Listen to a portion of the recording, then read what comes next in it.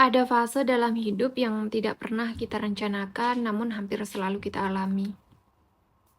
Fase di mana dari luar hidup terlihat ramai, punya teman, punya aktivitas, punya lingkungan, namun di dalam ada rasa sepi yang tidak bisa dijelaskan.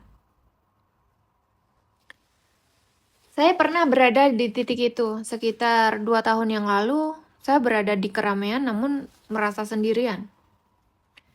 Saya punya banyak teman, bahkan teman yang sangat dekat, namun perlahan saya melihat sesuatu yang membuat tidak lagi tenang. Ada sikap toksik, ada pengkhianatan yang terjadi diam-diam, hal-hal yang dilakukan di belakang, bukan di depan. Dan disitulah saya sadar tidak semua kedekatan aman untuk keterbukaan. Tidak semua orang perlu tahu isi kepala kita. Kesadaran itu berat, bukan berarti marah, namun karena kecewa. Di fase itu, kepala saya sering sakit.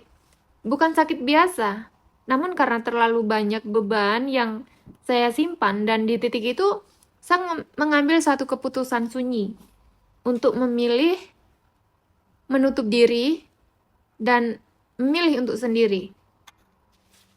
Bukan karena membenci siapapun, namun karena perlu menjaga diri sendiri dan vibrasi saat ini yang sudah dimiliki. Disitulah saya belajar bahwa kesadaran diri tidak lahir dari keramaian. It come from silence. Saat kamu berhenti terlalu terbuka, berarti berharap pada semua orang, dan mulai berdiri sendiri. Di fase ini, saya juga mulai sadar satu hal penting. Tidak semua kesibukan adalah kemajuan.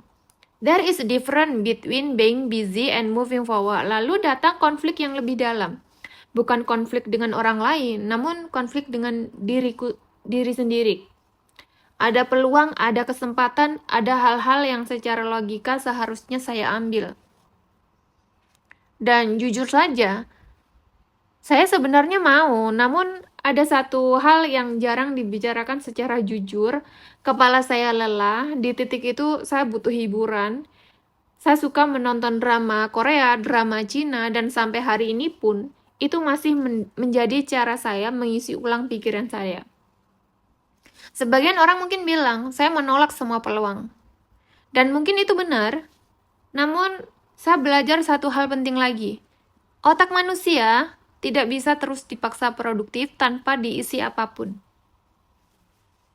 Entertainment is not the enemy losing focus it. Kalau kita tidak memberi ruang hiburan, kepala saya sakit. Dan ketika kepala saya sakit, saya tidak bisa fokus. Dan fokus itu sangat mahal. Jadi saya memilih menunda, bukan menyerah, bukan malas. Saya memilih mengatur ritme, menonton saat perlu, bekerja saat sudah siap.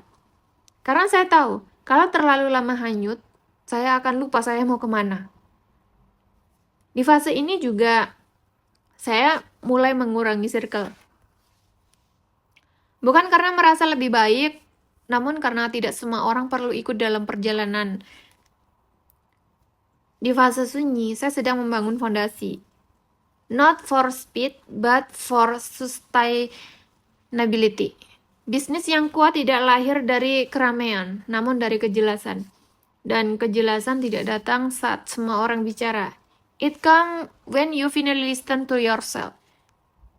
Jika kamu sudah sepenuhnya mendengarkan dirimu sendiri. Jika hari ini kamu merasa sendiri, ingat satu hal. Being alone doesn't mean you are lost. Sometimes it means you are leveling up. Kami percaya bahwa bisnis yang baik dibangun oleh individu yang berani jujur pada dirinya sendiri. Tidak semua proses harus cepat, tidak semua perjalanan harus ramai. Yang penting, arahnya kemana, tujuannya kemana, itu tergantung pada dirimu sendiri.